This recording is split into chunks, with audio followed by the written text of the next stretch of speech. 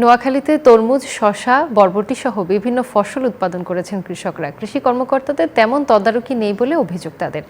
এ নিয়ে বিস্তারিত জানিয়েছেন সহকর্মী আকবর হোসেন সোহাগ। নোয়াখালীর উপকূলীয় শহরাঞ্চল নোয়াখালী সদর, সুবর্ণাচর সহ বিভিন্ন স্থানে গ্রীষ্মকালীন তরমুজ চাষ, বরবটি, শসা সহ বিভিন্ন ফসল উৎপাদন শুরু করছে কৃষকরা। আমি নোয়াখালীর চরাঞ্চলের বিভিন্ন কৃষকদের ক্ষেতগুলো আসলে পরিদর্শন করে দেখা গেছে যে এখানে কৃষকরা গ্রীষ্মকালীন প্রচুর পরিমাণ তরমুজের আবাদ করেছে। তারা আসলে আগামী কিছুদিনের মধ্যে এই তরমুজগুলা তারা বাজারজাত করবে এবং বিক্রি করবে। আপনি তো এখানে গ্রীষ্মকালীন তরমুজের চাষাবাদ করছেন, এই তরমুজের চাষাবাদের পাশাপাশি আপনি কি কি এখানে চাষাবাদ করছেন যে আগামী কতদিন? আমি এখানে বর্ষাকালে তরমুজ চাষ করছি। ধরেন তরমুজ আসবে আরো পরে 1 মাস পরে।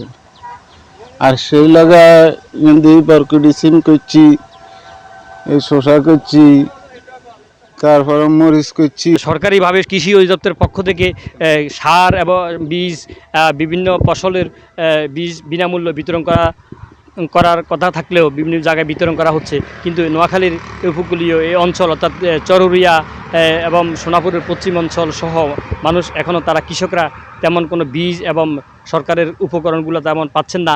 আমি একজন কৃষকের সাথে কথা বলছি, তিনি আমাকে জানেন সরকারি কোনো কৃষি কর্মকর্তারাও আসলে তেমন একটা তদারকি নেই। যদি সরকারি কৃষি কর্মকর্তারা এই অঞ্চলে কৃষকদেরকে পরামর্শ এবং তদারকি দেয়, তাহলে এই অঞ্চলে তরমুজ চাষাবাদ এবং বরবটি, শসা সহ বিভিন্ন জাতের ফসলগুলো আরও বেশি তারা উৎপাদন করতে পারবে। তো এই ছিল আমার কাছ থেকে নোয়াখালী থেকে সবশেষ আকবর হোসেন সোহাগ, নোয়াখালী।